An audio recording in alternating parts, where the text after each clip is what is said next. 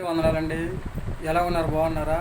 ఈ దిన వాక్య ప్రకారం మనం చూసుకున్నట్లయితే దేవుడు ఇచ్చిన మహాఉచ్చరణను బట్టి దేవుడు మనతో మాట్లాడుతున్నాడు అనమాట అండి. యెషయా గ్రంథము 56 అధ్యాయంలో దేవుడు ఒక మాట చదివిస్తున్నాడు అనమాట అండి. కీడు చేయకుండా తన చేతిని బిగబెట్టేవాడు ధన్యుడు, ఈ ప్రకారము చేయి నరుడు ధన్యుడు అని చెప్పేసి దేవుడు తన పరిస్థితి లేఖనం ద్వారా చదివిస్తున్నాడు అనమాట అండి. 100% కూడా మనం ఎవరికైనా కూడా కీడు చేయకుండా ఒకరి ఎడలో ఒకరు ప్రేమ కలిగి అలాగే ఒకరికొకరు ప్రార్థన చేసుకున్నట్లయితే దేవుడు మనల్ని ఎంతగానో ఆశీర్వదిస్తూ ఉంటాడు అనమాట అండి. ఎందుకంటే పౌటపేతురు రాసిన పత్రిక 3వ అధ్యాయం దేవుడు ఒక మాట చదివిస్తూ ఉన్నాడు అనమాట అండి.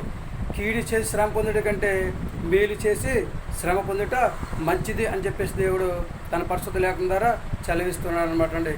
కీడు చేసి పనిష్మెంట్ అనుభవించుట కంటే మేలు చేసి పనిష్మెంట్ అనుభవించుట మంచిదని చెప్పేసి దేవుడు తన పరిస్థితి లేకుండా చదివిస్తున్నాడు అనమాట అండి. ఎందుకంటే ఎవరైతే కీడు చేస్తూ ఉంటారో వారికి దేవుని ముఖము విరోధంగా ఉంటుందని చెప్పేసి దేవుడు తన పరిస్థితి లేఖనం ద్వారా చదివిస్తున్నాడు అనమాట అండి. సాధ్యమైనంత మట్టుకు మనం ఇతరులకు మేలు చేయడానికి ప్రయత్నించాలి తప్ప ఎంత మాత్రం కీడు తలపెట్టకూడదు అనమాట అండి. ఎందుకంటే మనకున్న దాంట్లో ఎదుటి వారికి సహాయం చేసే సహజ లక్షణం కలిగి ఉండాలి తప్ప ఒకరిని దూషించడం కానీ ద్వేషించడం కానీ అవమానపరచడం కానీ మనము చేయకూడదనమాట అండి. ఒకరిని చూసి మనము అసూయపడే విధంగా మనము ఉండకూడదనమాట అండి. చక్కగా పక్కరు బాగుంటే ఏదో సమయాలు మనకి మేలు చేస్తారని చెప్పేసి సహజ లక్షణం కలిగి ఉండాలి తప్ప పక్కలు చెడిపోవడం వల్ల ఏమాత్రం కూడా మన ఉపయోగము లేదని చెప్పేసి దేవుడు తన పరిస్థితి లేకుండా చదివిస్తున్నాడు కనుక 100% కూడా మనం దేవుని పిల్లలను కనుక చక్కగా ఇలా జీవించినట్లయితే దేవుడు మనల్ని ఎంతగానో దీవించి ఆశీర్వదించి ఆయన కృపచేత బలపరిచి చక్కగా ఆయన ఆశీర్వాదాలు మనకు పంపించి మేలుతో మన హృదయాన్ని నింపి భూమి మీద మంచి ఆరోగ్యం దయచేసి ఆయన రాజ్యవారసుగా జీవించే యోగ్యతను సంపాదించుకునే స్థితిని కలగజేసి హాయిగా జీవించే యోగ్యతను మనకి దయచేస్తూ ఉంటాడు అనమాట అండి. ఏమంటారు మరి? జీవిద్దామా, ఎవరికి కీడు చేయకుండా మేలు చేసే సహజ లక్షణాలు కలిగి ఉందామా ఏమంటారండి? అలాగైతే మనందరం కూడా తలలో వంచండి, చిన్న ప్రార్థన చేద్దాం. మహాపరిశుద్ధుడైన పరలోకపు తండ్రి, నీ ఘనమైన పదాలు లెక్కలేని స్తుతి స్తోత్రాలు చెల్లించుకుంటున్నాం ప్రభా. పరమందాస్యుడా, సృష్టికర్తవని ప్రభు, నీకు వందనాలు. ఎన్ని తలసినా ఏదడిగినా జరిగేది నీ చిత్తం తండ్రి. మేము ఎవరో ఒక్కరిని తండ్రి కీడు చేయకుండా తండ్రి ప్రభా, మేలు చేసి తండ్రి ప్రభా చక్కగా తండ్రి హాయిగా జీవించే యోగ్యతను దయచేయని ప్రార్థిస్తున్నాం ప్రభు. నీకు వందనాలు. సాధ్యమైతే ప్రభావ మాకున్న దాంట్లో తండ్రి ఎదుటి వరకు సహాయం చేసి సహజ లక్షణం దయచేయని ప్రార్థిస్తున్నాం ప్రభావ. మాకు వందన తండ్రి. చిన్నలను పెద్దలను యవనస్తులను వృద్ధులను ప్రభావ అందరినీ కూడా దీవించండి, ఆశీర్వదించండి.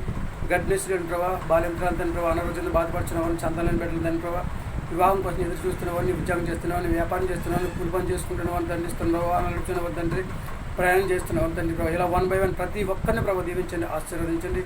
సర్వసృష్టిలో తండ్రి ప్రతి ఒక్కరిని కూడా దీవించి ఆశీర్వదించి ఎవరికి కావాల్సిన సహాయం వరకు దయచేసి అందరికి మంచి ఆరోగ్యం దయచేసి ప్రతి ఒక్కరూ ప్రభావ తండ్రి ఎవరికి కీడు చేయకుండా నీ మాట విని నీ మాట ప్రకారం నడుచుకునే యోగ్యత ప్రతి బిడ్డగా దయచేయమని మా ప్రార్థనలకు ఇస్తారు. మా ప్రార్థన కృపలను దయచేయమని మా కరగతరగరాని యేసుక్రీస్తు ప్రయాసమైన నమ్మలాడి వేడుకొంచున్నాం తండ్రి.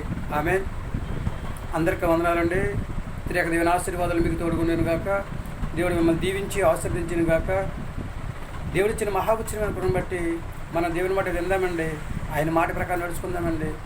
ఎవరికో కూడా కీడు చేయకుండా మన పరిమాణం చేసుకుంటూ వీలైతే ఇతరులకు సహాయం చేసే సహజ లక్షణాన్ని కలిగి ఉండే యోగ్యత సంపాదించుకునే స్థితి మనం కలిగి ఉండాలి తప్ప ఎవరికైనా కూడా అపకీడు తలపెట్టకూడదు. ఎవరికైనా కీడు తలపెట్టకుండా ఉండే యోగ్యత దేవుడు మన అందరికీ దయచేయం గాక.